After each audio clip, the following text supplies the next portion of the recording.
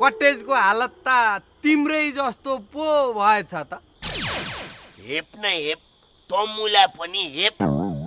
एक दिन यो 4 गाउँ कलिनी बिल्डिङ ठडाएर देखाउँछु अनि थाहा पाउँछस्। सपना देख्न त पाइयो नि होइन मुला?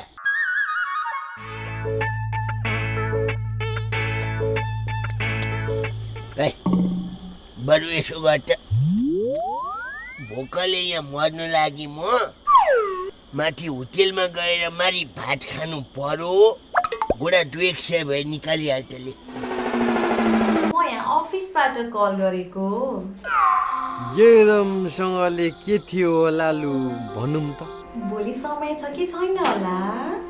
भोलि त म खाली नै छु, कता गइदिनु पर्ने हो? लु सिधा सिधा भनिहालौँ त, त्यही डेटिङै जानु पर्ने त होला नि।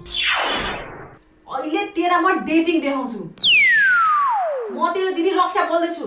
ए दिदी पो होस्।